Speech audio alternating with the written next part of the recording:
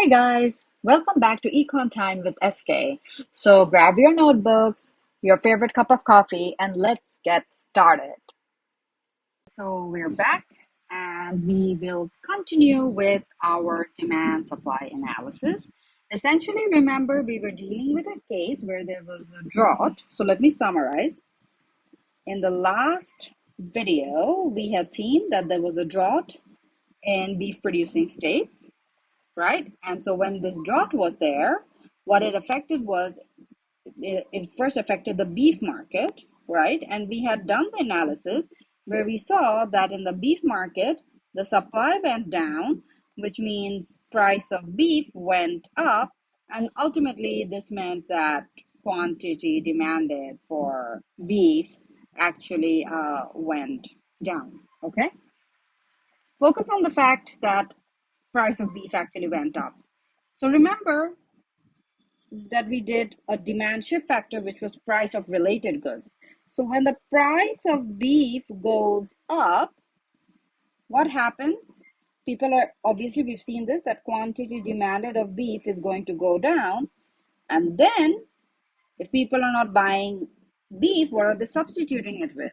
They're basically going and buying for lamb, more lamb, right? So the demand for lamb, we expect that to go up because people are going to switch from beef to lamb, which are substitutes.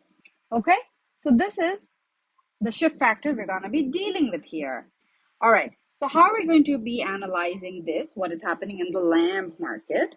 I always say draw out the diagram because then you can very clearly see what is going to be happening step by step. Okay, and based on that, you're going to do your writing.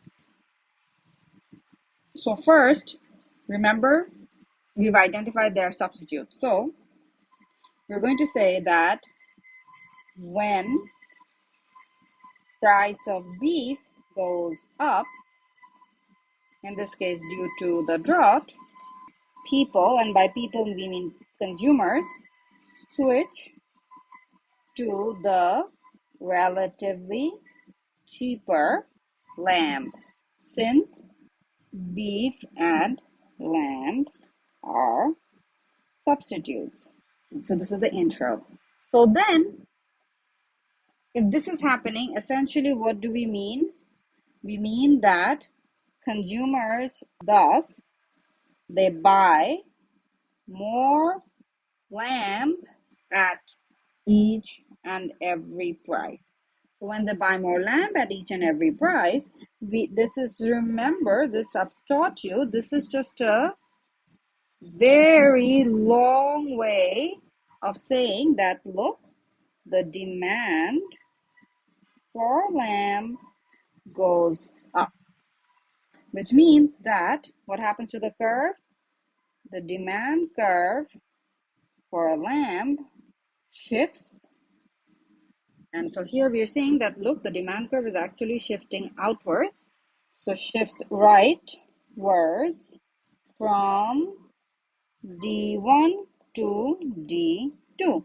Okay, so remember, this is labeled as 1 in the diagram. So I have taught you that I like to call this this part, I'm going to call it step 1. Okay, coming back, remember what we said. So look at this diagram. Essentially, when demand suddenly jumps out, price actually is still at P1. So when price is still at P1, but demand suddenly goes here, producers are still producing way here at Q1.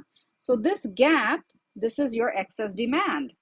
So you say that at P1, there is excess demand.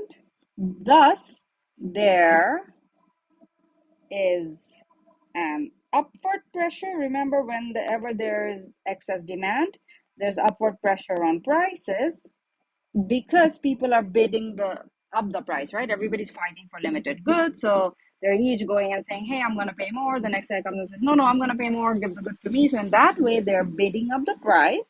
There's an upward pressure on price, which increases the price from P1 to P2. So remember I told you step 2 is just all about talking about the price.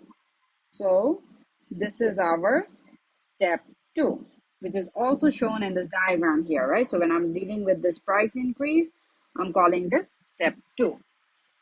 Remember, step 3 is always about who responds to this price change. And this is where that actor getting on stage is an important technique. So we've got producers and we've got consumers. Okay. So it kind of who actually went first, right? The first responders were consumers. তার মানে consumers already got on the stage. They shifted the demand curve out. ওদের পালা শেষ. Consumer অ্যাকশনের কারণে কিন্তু দামটা বেড়ে গিয়েছে, right? Prices went up. So who's going to be responding to this price increase?